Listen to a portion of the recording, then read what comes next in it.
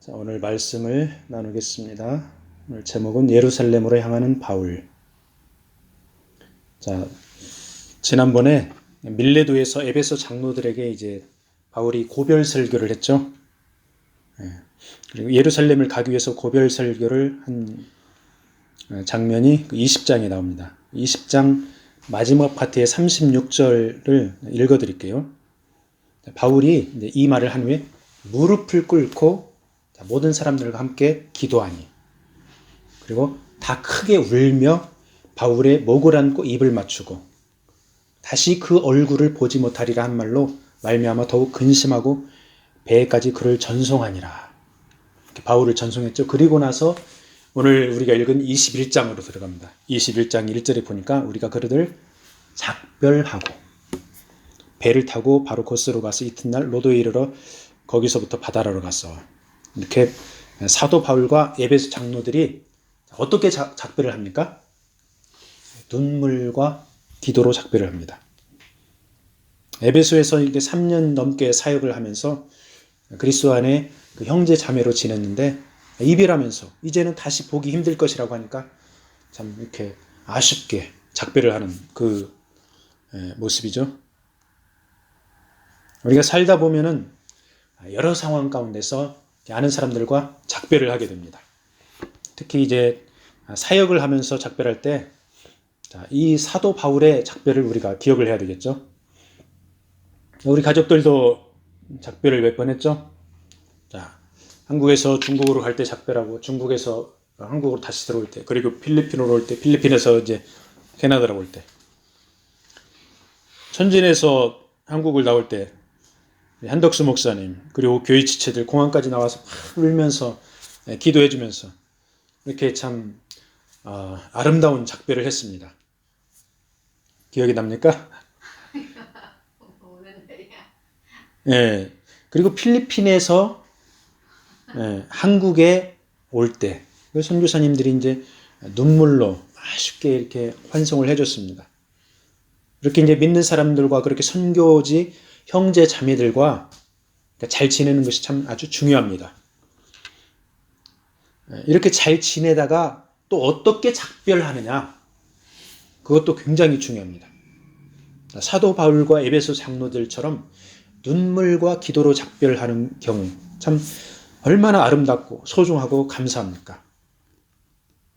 그런데 이런 아름다운 작별이 있는가 하면은 보기 흉한 그런 작별도 있죠. 헤어지면서 원수처럼 사이가 안 좋은 그런 경우들 여러분들 봤죠? 그런데 심한 경우가 있어요.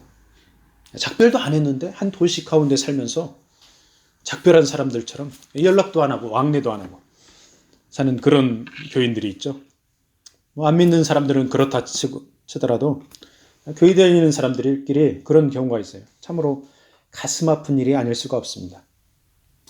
그래서 우리 크리스찬들은 잠깐이라도 헤어지게 되면은 기도를 하면서 헤어지고, 그리고 헤어지고 나서도 기도를 계속 해줘야 되겠죠.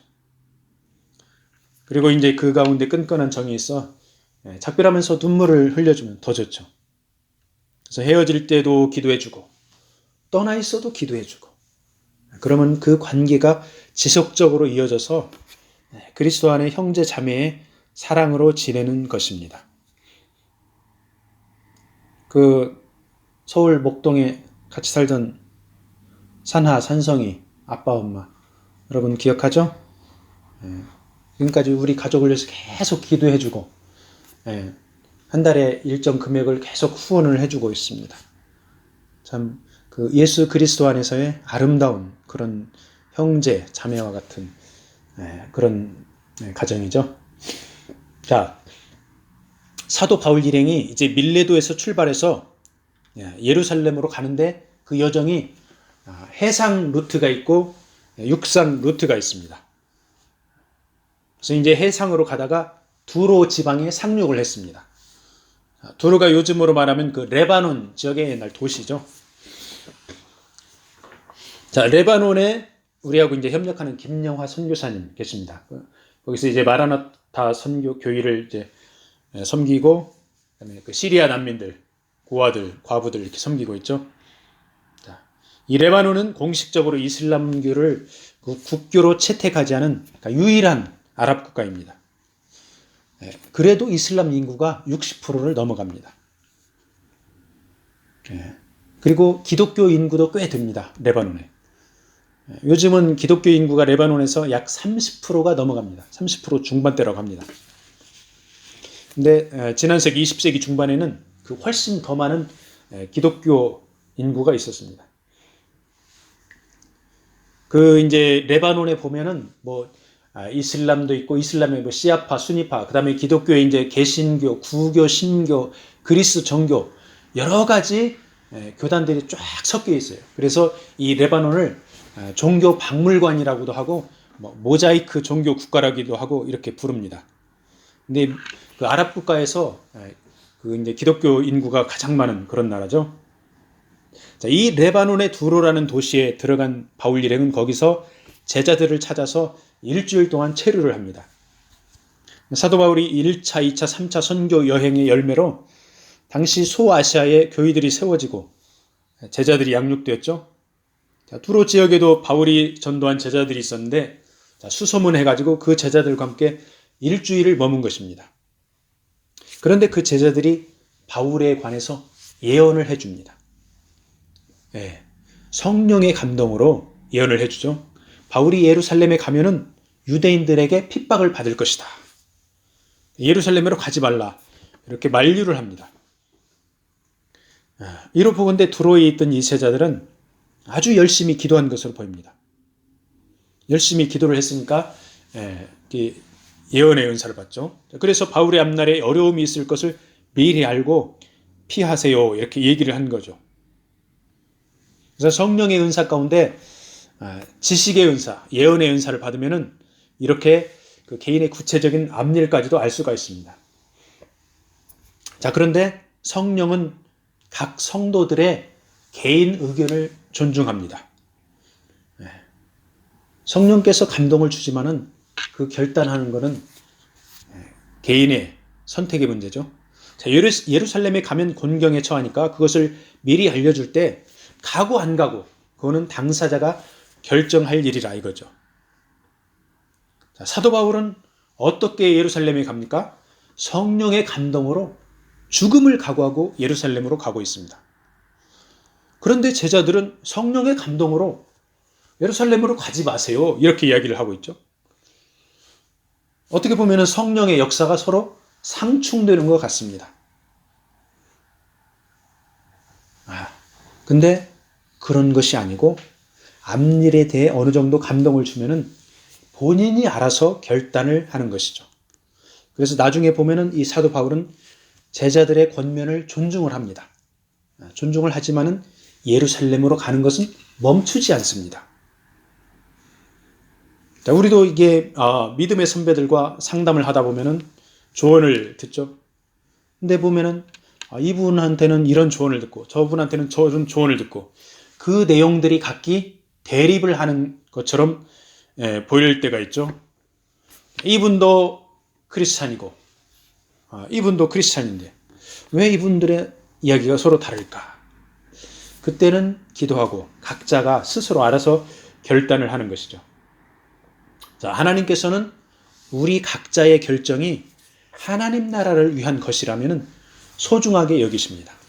그래서 결단할 때 필요한 것이 바로 스탠다드가 있어야 되죠. 스탠다드가 바로 성경 말씀입니다. 그리고 하나님이 주시는 지혜입니다. 에베소 장로들과 작별할 때도 눈물과 기도로 작별했는데 이 두로를 떠날 때도 마찬가지로 눈물과 기도로 작별을 하죠. 이번에는 두로의 제자들뿐만 아니라 그 가족들까지 다 나와서 성문 밖에서 전송을 합니다. 바닷가에서 무릎을 꿇고 기도하면서 자신들의 영적 스승인 사도 바울과 작별을 합니다. 자신의 스승 바울이 예루살렘에 가서 고초를 겪을 것을 미리 알면서 보내죠. 자, 그 제자들의 마음이 얼마나 아팠을까요? 우리가 아는 선교사님들, 협력하는 선교사님들이 현지에서 이제 몸이 불편하다고 하면은 우리가 마음이 아프죠. 그런데 그분들이 감옥에 간다고 하면은 마음이 더 아픕니다. 그래서 이 작별이란 헬라의 원어의 뜻이 억지로 떼어놓다, 그 다음에 찢어놓다, 이런 뜻입니다. 주 안에서 영적 스승인 사도 바울을 차마 보내지 못하고 눈물을 흘리고 기도해주면서 억지로 이렇게 떨어지는 그런 모습이 상상이 됩니까? 우리 주변에 이처럼 주님의 사랑으로 떨어지기 힘든 믿음의 형제 자매를 우리가 좀 더 많이 양육하고 교제하기를 축복합니다. 자, 두로에서도 제자들과 아쉬운 작별을 하고 나서 이제 돌레마이에 이르러서 형제들과 하루를 체류합니다. 당시 그 지역에 바울과 그의 제자들이 얼마나 전도를 많이 했으면 가는 곳마다 믿음의 형제들을 만날 수 있었습니다. 바울이 예루살렘을 향하면서 죽음을 각오하고 비장한 각오로 갔는데 가는 곳마다 제자들을 만나니까 참 얼마나 보람되고 감사했겠습니까? 자, 이러한 믿음의 열매들은 그 제자들을 보면서 바울은 힘이 많이 났을 겁니다. 드디어 예루살렘에 가까운 가이사랴에 도착을 했습니다. 거기에는 전도자 빌립, 7 집사 중에 한 명이죠. 빌립이 있어서 그 집에서 체류를 했습니다. 자, 보세요. 가는 곳마다 숙박업소, 그러니까 여관이나 호텔이 아닌 믿음의 형제 자매들의 집에서 먹을 것과 잠자리를 제공을 해주죠. 복음 전하는 주의 종들에게 우리는 제공할 수 있는 최대한의 편의를 베풀어야 합니다. 그것이 바로 성경의 원리죠. 자, 사도 바울 일행이 7 집사 중 하나인 전도자 빌립의 집에 갔는데 거기 딸 넷이 있었어요. 근데 딸 4명이 모두 예언하는 은사를 가졌습니다. 아마도 빌립의 집이 가정교회로, 그 초대교회 당시에 가정교회로 제공되어지고 거기서 매일매일 말씀을 나누고 찬송하고 뜨겁게 기도하고, 그러니까 이 딸들이 그런 환경에 영향을 받았을 것입니다. 그래서 크리스찬의 가정에는 역시 말씀과 기도와 찬양이 끊이지 않아야 합니다. 자, 가이사랴의 전도자 빌립의 집에 머무는 동안에 그 아가보라는 선지자가 좀 더 구체적으로 바울에 관한 예언을 합니다. 자, 바울의 허리띠를 갖다가 자신의 손과 발을 묶습니다. 그리고 나서 뭐라고 말을 하냐면은 바울이 예루살렘에 가면 이렇게 될 것이다. 즉 체포되어서 감옥에 갇힐 것이다. 이런 예언을 한 것이죠. 자, 이렇게 몸짓으로 하는 예언이 구약 성경에 보면은 꽤 많이 나와 있습니다. 이사야 선지자, 에스겔 선지자 등 선지자들이 특이한 몸짓과 행위로 예언하는 그런 내용들이 구약 성경에 많이 나와 있죠. 이사야, 에스겔 선지자, 이런 선지자들의 몸짓으로 하는 예언들 어떻게 됐습니까? 나중에 정확하게 성취가 됩니다. 이 아가보 선지자가 사도 바울에게 한 예언도 나중에 정확하게 성취가 되죠. 사도 바울이 예루살렘에 가서 체포되는 그런 내용이 정확하게 성취가 됩니다. 자, 두로에서뿐만 아니라 가이사랴에서도 사도 바울이 예루살렘에 가면 위험해지리라고 이렇게 예언을 하자 옆에 있는 형제들이 어떻게 나옵니까? 바울에게 가지 마세요. 예루살렘에 가지 마세요. 이렇게 가지 말 것을 권고를 하죠. 자, 이 아가보 선지자 그리고 제자들도 성령의 감동을 받았습니다. 그래서 성령께서 어떠한 감동을 주면은 그것을 받아들이는 사람들은 약간씩 입장이 다릅니다. 동일한 성령께서 주시는 감동을 받고 제자들은 바울에게 예루살렘에 가지 말라고 하고 가지 마세요 이렇게 했죠. 그런데 사도 바울은 죽음을 각오하고 예루살렘으로 가려고 합니다. 즉 성령이 감동을 주면은 그 감동을 어떻게 해석하여서 적용할지 그거는 바로 각자 자기 자신의 몫이라 이 말이죠. 그래서 중요한 것은 그 적용이 하나님 말씀과 일치되어야 합니다. 그리고 하나님 나라 관점이어야 하고 복음적이어야 한다 이 말씀이죠. 자, 제자들의 입장에서 봤을 때 사도 바울과 같은 위대한 지도자가 감옥에 갇히는 것보다 현장에서 더 선교하면서 후대를 양육하는 것이 효율적입니다. 그런데 사도 바울 입장에서 보면은 이 한 몸 희생하더라도 기근으로 고생하는 예루살렘 교회에 연보로 도와주면서 한편으로 소아시아 선교지의 상황을 보고하면서 실상을 알리는 것도 복음적입니다. 자, 결단은 누가 합니까? 사도 바울이 스스로 결단을 합니다. 그 내용이 바로 본문 13절의 내용이죠. 바울이 대답하되 여러분이 어찌하여 울며 내 마음을 상하게 하느냐. 나는 주 예수의 이름을 위하여 결박당할 뿐 아니라 예루살렘에서 죽을 것도 각오하였노라. 바울이 이렇게 강력하게 예루살렘으로 갈 것을 표시하자 제자들은 더 이상 권면하지 못합니다. 그러면서 주의 뜻대로 이루어지이다 하고 멈추죠.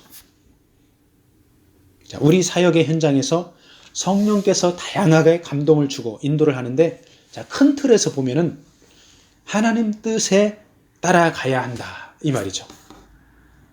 자, 성령님을 많이 거론하는 그런 사람들이 있습니다. 그런데 실제 사역을 하면서 개인의 야망을 채우는 경우가 허다하죠.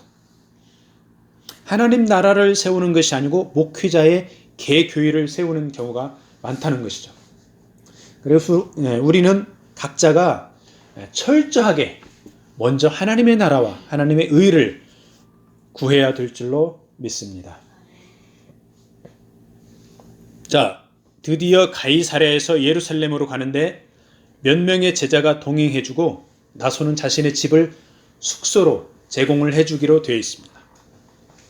고난의 길에 동행해주는 믿음의 형제 자매가 있다는 것은 엄청난 축복입니다.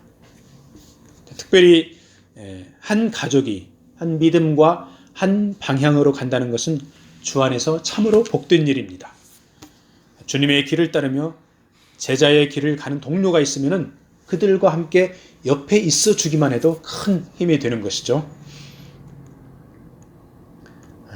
그래서 우리 삶 가운데 그런 복받은 가정 그리고 복받은 동료 옆에 함께 있기를 축복합니다. 말씀을 마무리하겠습니다. 우리 인생길은 만남과 헤어짐의 연속입니다. 전도자의 길, 사명자의 길을 가면서도 수많은 사람들과 만나기도 하고 헤어지기도 합니다. 자, 누구를 만나서 그 사람에게 예수의 생명과 사랑을 전하고 아름답게 헤어지는 것이 참 중요하죠.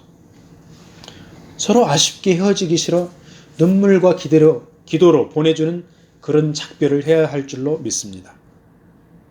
사도 바울은 자신에게 주어진 목적지 예루살렘을 결코 피하지 않았습니다. 그가 예루살렘에 가서 비록 체포되었지만은 그렇게 했기 때문에 로마에까지 끌려가서라도 복음을 전하게 되었습니다.